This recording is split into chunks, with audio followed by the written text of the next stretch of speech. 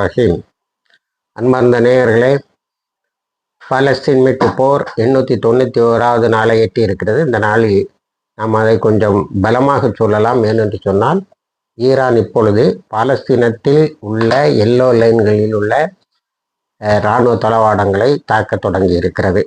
இஸ்ரேலின் இராணுவ தளவாடங்களை தாக்க தொடங்கி இருக்கிறது. இந்த யுத்தத்தை பொறுத்த வரைக்கும் 29வது நாள். இதில் மிக அதிகமான தாக்குதல்கள் எங்கே நடந்திருக்கிறது என்று சொன்னால், முதலில் இஸ்ரேலுடைய மிகப்பெரிய பவர் பிளான்ட் ஹடேராவில் உள்ள ஓரட் ரிவின் பவர் பிளான்ட், அதுதான் இஸ்ரேலில் மிகப்பெரிய பவர் பிளான்ட். அதை அடித்து ஒன்றும் இல்லாமல் ஆக்கியிருக்காங்க. காரணம், இஸ்ரேல் இஸ்ஃபஹான் அதே போல் புஷர் ஆகிய இடங்களில் உள்ள ஈரானுடைய பவர் பிளான்ட்டை தாக்கியிருக்கு. இப்போ இவர்கள் தாக்கி இருக்கக்கூடிய இந்த ஹடேராவில் உள்ள எலக்ட்ரிசிட்டி பிளான்ட்டை என்ன சொல்கிறாங்கன்னா, the heart of Israel's power, இஸ்ரேலுடைய மின்சாரத்தினுடைய இதயம் என்று சொல்லக்கூடிய அந்த இடத்தை அடித்திருக்கிறார்கள். அடுத்தது ஒரு டயமோனா, நாகிவ் ஆகிய இடங்கள் தொடர்ந்து தாக்கப்படுகின்றன. ஹைஃபாவில் உள்ள ஒரு முக்கியமான இஎல்டிவி இடபிள்யூ எலக்ட்ரானிக் வார்ஃபேர் சப்ளைஸ் என்று சொல்லக்கூடிய ஒரு இடபிள்யூ எலக்ட்ரானிக் பிளான்ட்டை தாக்கியிருக்காங்க. இது ஒரு மிகப்பெரிய அழிவாக இஸ்ரேல் பார்க்கப்படுகிறது. அடுத்தது, நேற்று மட்டும் 11 லொக்கேஷன்ஸ் 11 இடங்களில் தாக்கியிருக்கிறார்கள். 11 இடமும் இப்பொழுது தரைமட்டமாக ஆக்கியிருக்கிறது. அதே போல் சதர்ன் இஸ்ரேலில், குறிப்பாக ஜெருசலத்தில் அவங்க தாக்கின தாக்குதல், ரமலால தாக்கின தாக்குதல் எல்லாம் குடியிருப்புகளை, வந்தேர்களின் குடியிருப்புகளை அகற்றி இருக்கின்றன. இதில் நம்ம ரொம்ப மிக முக்கியமாக கவனிக்கப்பட வேண்டியது, 2 நாளைக்கு முன்னாடி நான் உங்களுக்கு 2 இல்லை, ஒரு 4 நாளுக்கு முன்னாடி இதே காணொலியில் ஒரு விஷயத்தை சொன்னேன். அது என்னவென்று சொன்னால், நாங்கள் இப்பொழுது டிஃபென்சிவ் வார்ஃபேரில் இருந்து அஃபென்ஸுக்கு வந்துட்டோம் அப்படின்னு ஈரான் அறிவித்ததும், இனி காசாவினுடைய என்வலப்னு சொல்லக்கூடிய ஆரம்ப காலத்தில் அக்டோபர் 7, 2023 ஹமாஸ் போய் கையகப்படுத்தின அழைத்து வரப்பட்டவர்கள் அல்லது ஹாஸ்டேஜஸ் என்று சொல்லக்கூடிய பிணை கைதிகளை அழைத்து வந்த அந்த பகுதிகளை தாக்குவோம் என்று சொன்னார்கள். தங்களுடைய வார்த்தையை நிறைவேற்றி இருக்கிறார்கள். நேற்று அந்த என்வலப்பை தாக்குனது மட்டும் இல்லை, அதில் இருக்க செட்டில்மெண்ட் எல்லாம் அழிச்சிருக்காங்க. இஸ்ரேலர்கள் எல்லோரும் ஓடி இருக்கிறார்கள். ஏற்கனவே அதில் கொஞ்சம் பேர் தான் குடியிருந்தான். இதுக்கு டெய்லி 5000 சீக்கல், அதாவது இஸ்ரேலுடைய நாணயம் கூலி. குழந்தைகளுக்கு இவ்வளவு, பெரியவங்களுக்கு இவ்வளவு, நீங்கள் சம்பாதிக்க தொடங்குற வரைக்கும் உங்களுக்கு இந்த பணம் வந்துகிட்டு இருக்கீங்கலாம் அறிவித்த இடம் காலியாக்கப்பட்டு இருக்கிறது. இப்போ எல்லோ லைனில் இருக்கக்கூடிய இஸ்ரேலிய படையும் என்கிளேவ் இவங்க தாக்க ஆரம்பித்த பிறகு அவங்க ஒரு பொறிக்குள்ளால் மாட்டிக்கொண்டார்கள். அது பெரிய பொறியாக இருக்கிறது. அதை இயால் சமீர், நம்ம இராணுவம் போச்சு கொலாப்சிங்கிற வார்த்தையை இஸ்ரேல் இராணுவ சீஃப் ஆஃப் ஸ்டாஃப் தலைமை தளபதி சொல்லி இருக்கிறார்.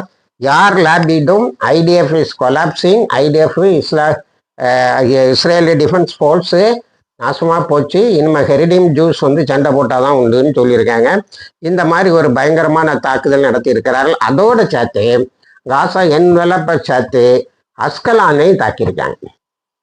இப்போ Israel city, greater Israel, Tel Aviv எல்லாம் அடித்த பிறகு சதர்ன் இஸ்ரேலு எல்லாம் தொடுத்து தாக்கிட்டே இருக்காங்க. அதில் எந்த விடுப்பும் இல்லை.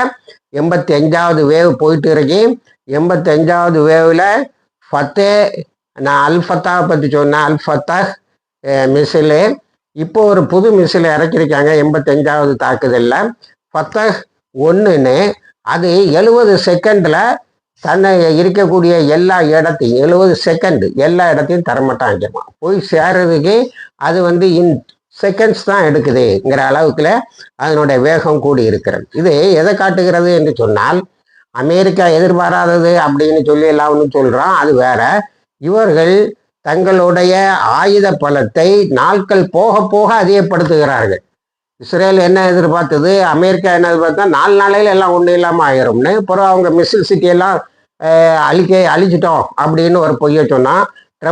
ட்ரம்புடைய பொய்க்கு அளவே இல்லை. 10 கப்பலில் என்ன அனுப்புனாங்களாம். இப்படி எல்லாம் போட்டு இப்போ எப்படி கார்ட்டூன் போடுறாங்கன்னா, சட்டையை கலத்தி போட்டு மேலெல்லாம் சங்கிலியை போட்டுட்டு தெருவோட இப்போ ட்ரம்ப் அலையிற மாதிரி போட்டு விட்டுருக்காங்க. அவ்வளவு பொய்ய சொல்றான். அப்போ இந்த இந்த தாக்குதலில் இந்த புது ஆயுதங்கள் பயன்படுத்தப்படுவ என்பதை அவர்கள் எதிர்பார்க்கவில்லை. ஆனால் இன்னும் அவர்களுடைய பெண்டகன் அறிக்கை விட்டுருக்கு, இன்னும் அவர்களுடைய மிசில் கெப்பாசிட்டியை நம்மளால கணக்கு பார்க்க முடியல. நம்ம கணக்கு பார்த்ததெல்லாம் தாண்டி வந்துட்டு இருக்கு. இப்போ ஒரு ரீஅசஸ்மெண்ட் எடுத்தா அவங்களுடைய மிசில் கெப்பாசிட்டி நமக்கு தெரியல. அதுக்கு பிறகு இஸ்ரேல் நம்ம ஈரான் துபாயில் உள்ள ஒரு ரகசிய அமெரிக்க இராணுவ தளத்தை தாக்கியிருக்கு. 503 பேர் இறந்திருக்கிறார்கள். இன்னும் பெண்டகன் அவர் சோல்ஜர்ஸ் ஆர் wounded தான் சொல்றானே தவிர மோர் தென் 500 சிலர் சொல்லாங்க. ஆனால் கிளீனா அல்மயாதின் பாலஸ்தீன் கிரானிக்கில் 503ங்கிற எண்ணத்தை போயிட்டுருக்கு. காயம்பட்டவர்கள் நிறைய இருக்கு. இப்போ பாடி பேக்ஸு அமெரிக்காவுக்கு வந்த வண்ணம் இருக்கிறது. அங்கே கொஞ்சம் கொஞ்சமாக ஹேக் ஆர்டர் வந்துகிட்டு இருக்கு. இப்போ பெண்டகன் ஒரு 10,000 படையை அனுப்புவோம்னு சொல்லியிருக்கான். ஒரு 3,500 இந்த மெரைன்ஸ் வாரான்னு சொன்னாங்களா, அந்த பின்னணியில் ஈரான் ஒரு படையை உருவாக்கி இருக்கிறது. சீக்ரெட் கில்லிங் யூனிட்ஸ், ரகசியமாக இராணுவத்தை அழிக்கும் கொலை செய்யும் யூனிட்டு. அதுக்கு பேர் நோஹெட் 65ன்னு பேர். இதை நாங்கள் ஏற்கனவே கார்க்கு பகுதியில், அங்கே தானே வருதுன்னா அந்த கார்க்கு தீவை நான் எடுத்துகிட்டு போகிறேன்னு, கார்க்கு பகுதியில் நாங்கள் ஏற்கனவே கொண்டு போய் சேர்த்துட்டோம். அவங்க தயாராக இருக்கிறார்கள், அமெரிக்க படைகள் எதிர்பார்த்த வண்ணம் சொல்லிட்டு முடிவாக என்ன சொல்லியிருக்காங்கன்னா, காஸ்தமில் அன்பியா ஹெட் குவார்ட்டர்ஸு கார்க் தீவு பாதுகாக்கப்பட்டு விட்டது, இனி அங்கே எவனும் தலைகாட்ட முடியாது அப்படின்னு.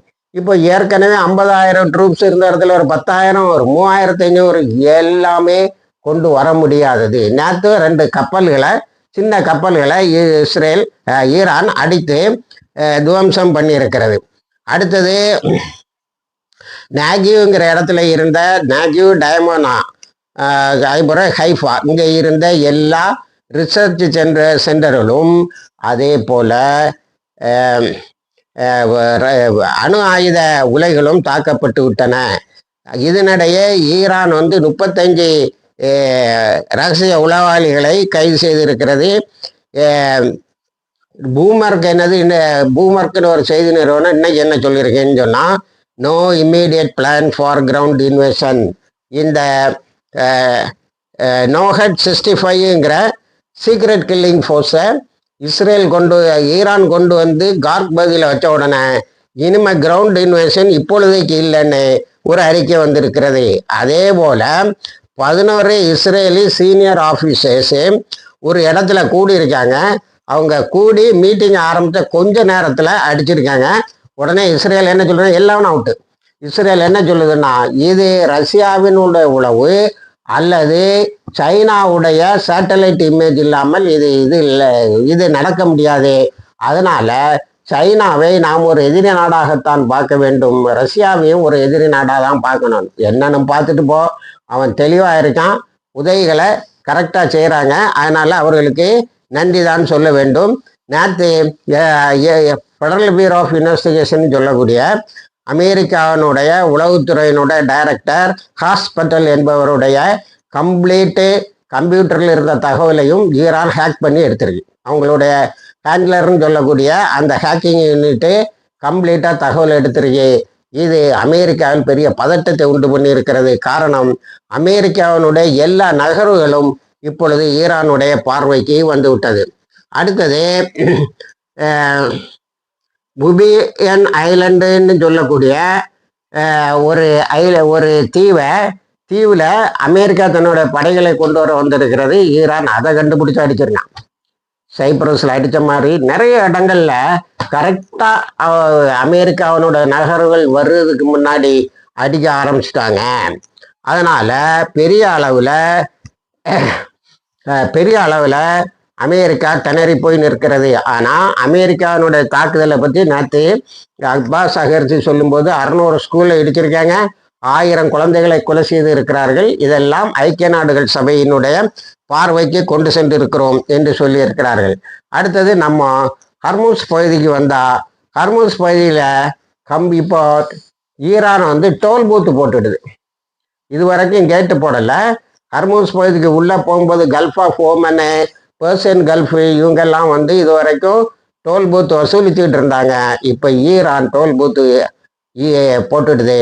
இந்த டோல் பூத்தில் கூட அமெரிக்கா, இஸ்ரேல், அவங்களுக்கு உதவி செய்பவர்கள் ஆகியவர்களுக்கு எதுவும் இல்லை. நேற்று ட்ரம்ப்பு ஒரு பைத்தியம் முடிச்ச ஒரு உளறல், எல்லாரும் ஹார்மூஸ் வழியாக வர்றாங்க, ஹார்மூஸ் திறந்தாச்சுன்னு. இந்த முட்டாளோட அறிவிப்பை கேட்டுக்கிட்டு 24 கப்பல்கள் வந்துருக்கு. இன்னைக்கு ஹிந்துவில் கட்டுரையில் அதை வந்து ட்ரம்பை வந்து கேலி பண்ணி எழுதியிருக்காங்க. அதாவது 24 கப்பல்கள் வந்துருக்கு. வந்த பிறகு ஹார்மூஸில் போனியல்னா அவ்வளோதான், கன்னி வெடின்னு சொல்லிட்டாங்க. அவ்வளோ கப்பலும் அங்கங்கே ஓரமாக நிற்கிது. அதில் அந்தந்த இடத்தில் நிறுத்துவதற்கு நிறைய எண்ணெய் செலவாகும், பெட்ரோல் செலவாகும்னு சொல்கிறாங்க. பெட்ரோல் தட்டுப்பாடான நிலையில் இந்த நிலை ஒன்று ஏற்பட்டு இருக்கிறது. இப்போ ரஷ்யா இன்னைக்கு ஒரு அறிவிப்பை செய்திருக்கு, நான் வந்து ஆயில் எக்ஸ்போர்ட்டை குறைக்க போகிறேன் அப்படின்னு. இது இஸ்ரேலுக்கும் அமெரிக்காவுக்கும் உதவி செய்வருடைய நாட்டில் நிச்சயமாக பவர் ஸ்கார்சிட்டி, அதாவது கேஸு தட்டுப்பாடு வரும். அது பெரிய அளவில் தாக்கங்களை உலகம் முழுவதும் ஏற்படும். ஏற்கனவே ஹர்மூஸ்னால யூரோப் வந்து ஒன்றும் செய்ய முடியாமல் தடுமாறி இருக்கிறது. பல பெரிய சிறிய ஆலைகளெல்லாம், தொழிற்சாலைகள்லாம் மூடப்பட்டு விட்டது. தொழிலாளர்களுடைய வேலையின்மை கூக்குரல் கேட்க தொடங்கி இருக்கிறது. அதே போல் யுஎஸ்எஸ் லேண்டிங் கிராஃப்ட் ஸ்ட்ரக், இப்போ தான் வந்த செய்தி. யுஎஸ்எஸ் உடைய விமானம் ஒன்று வந்து இறங்கும் போதே தாக்கி இருக்கிறார்கள். ஐஆர்ஜிசி தாக்கி இருக்கிறார். அது எங்கன்னு சொல்லலை, துபாயில் தான் பெரும்பாலும் அது இருக்கும்.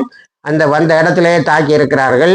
பஹ்ரைனில் ஹெட் குவார்ட்டர்ஸை வந்து யுஎஸ்எஸ் அமெரிக்காவினுடைய தலைமைச் செயலகத்தை, இராணுவ தலைமைச் செயலகத்தை கம்ப்ளீட்டாக எரித்து விட்டார்கள். இப்போ எப்படி தாக்குதல் நடக்குன்னா, நான் ஏற்கனவே சொன்னது போல இந்த இராணுவத்தினர் எங்கெங்கே தங்கி இருக்கிறார்களோ அந்த இடங்களை கண்டுபிடித்து அழிக்கிறார்கள். இப்போ உனக்கு ஏற்கனவே 50,000 பேர் இருக்காங்களா, அது பிறகு எதுக்கு 3,000 பேர், அது பிறகு ஒரு 10,000 பேருங்கிற கேள்வி அப்படியே நிற்கிறது. அடுத்தது ஹார்மூஸை தொடர்ந்து லெபனானுடைய தாக்குதல். அதில் பல தகவல்கள். அதில் ஒரு முக்கியமான விஷயம் என்னன்னா, இந்த போர் நிறுத்த காலத்தில் லெபனான் ஒரு கேம் சேஞ்சிங் வெப்பனை கண்டுபிடிச்சிருக்கு. அந்த நியூ வெப்பனுக்கு பேர் FPV என்கிறார்கள். இந்த ஃபஸ்ட்டு பர்சன் விசாங்கிற மாதிரி ஒரு என்ற பெயரில் ஒரு வெப்பன். அது வந்து நேற்று புதிதாக இறக்கி இருக்கிறார்கள். இஸ்ரேலுடைய இராணுவ தலைமையை சொல்லியிருக்கு, இது ஒரு கேம் சேஞ்சிங் வெப்பன். இது ஒரு இங்கே நடப்பில் நடந்து கொண்டு இருக்கின்ற அத்தனை விஷயங்களையும் தலைகீழாக மாற்றக்கூடிய ஒரு ஆயுதத்தை அவர்கள் கண்டுபிடித்து இருக்கிறார்கள். அதனால் நான் அந்த லிட்டானி ரிவரை பற்றி சொல்லியிருக்கேன். அதுதான் லெபனானையும் இஸ்ரேலையும் பிரிக்கிறது. அந்த இதில் முதல்ல பயன்படுத்தி உள்ளே ஏறி வந்துட்டாங்க. இப்போ அப்பர் கலீலி ஹில்ஸு, அப்புறம் இந்த லிட்டானி ரிவருடைய பகுதியெல்லாம் இவன் கையில் இருக்கு.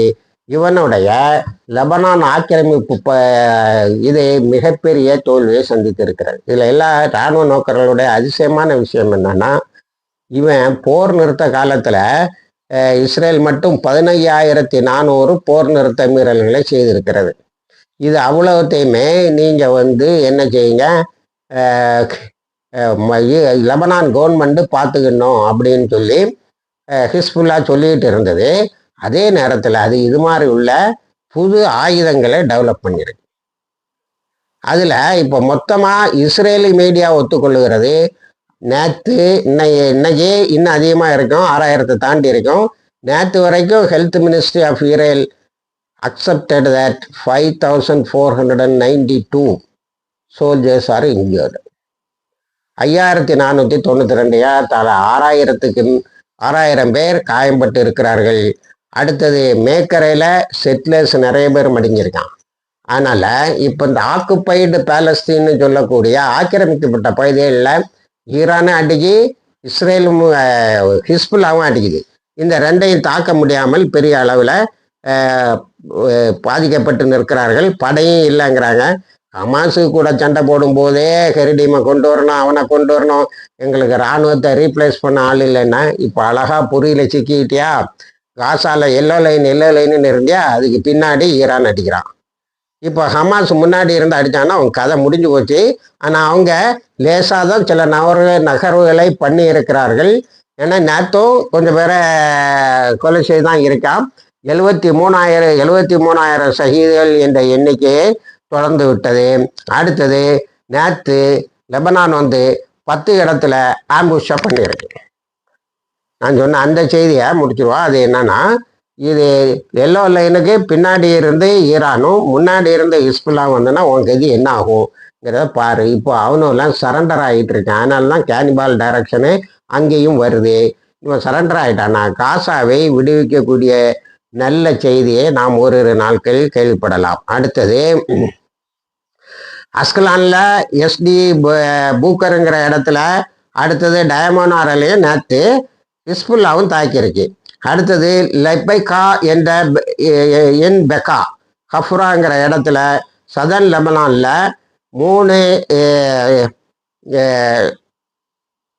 லெபனான் ஜேர்னலிஸ்டுகளை கொலை செய்திருக்காங்க. அது உலகம் முழுவதும் ஒரு பெரிய எதிர்ப்பை ஏற்படுத்தி இருக்கிறது. அடுத்தது இது நேற்று ஹிஸ்புல்லா தாக்கின தாக்குதலை இந்த மாசக்கர் ஆஃப் மெர்காவா டேங்க்ஸ்ன்னு சொல்லுவாங்க. கூட்டுப்படுகொலை. எதை மெர்காவா டேங்க யார் பண்ணியிருக்கா? லெபனான். சேட்டலைட் இமேஜ் கொடுத்தது ரஷ்யா. 84 மெர்காவா டேங்கை ஒரே நேரத்தில் அடித்து ஒன்று இல்லாமல் ஆக்கியிருக்காங்க. ஏற்கனவே ஒரு 29 நான் சொன்னேன்.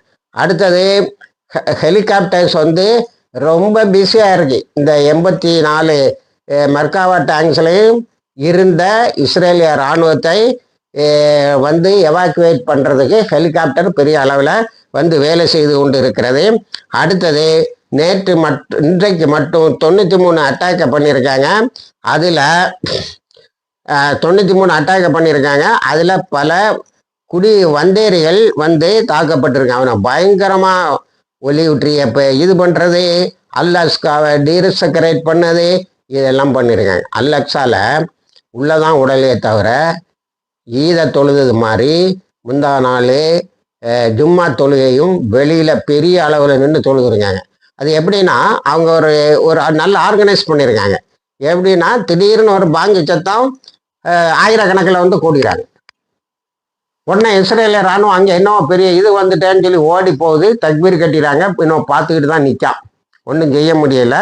அதை காணொலிகளில் நீங்கள் பார்த்துருக்க வாய்ப்பு இருக்கு.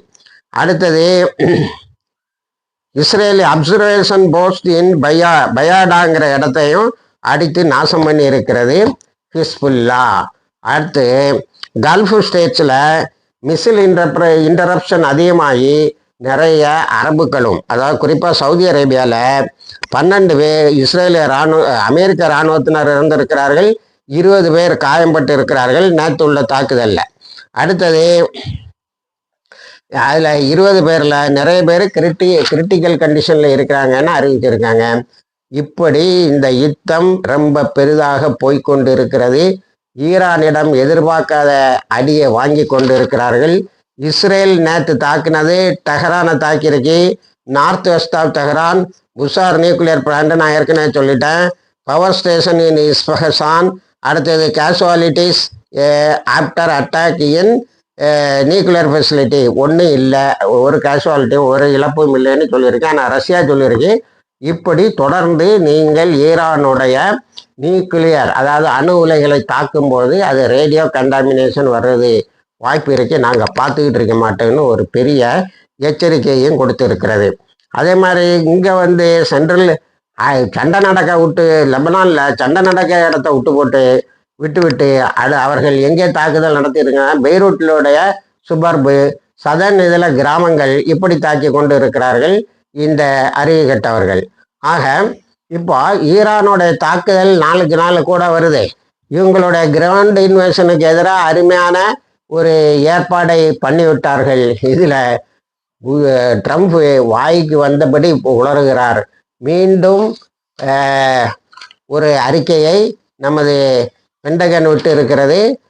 ட்ரம்ப்புடைய பொய் உலக நாடுகளை அதிகமாக பாதித்து கொண்டு இருக்கிறது. You are lying, people are dyeing என்று சொல்லி இருக்கிறார்கள். நீ பொய் சொல்லி கொண்டு இருக்கிறார், மக்கள் எல்லாம் மரணத்தை சந்தித்து கொண்டு இருக்கிறார்கள்.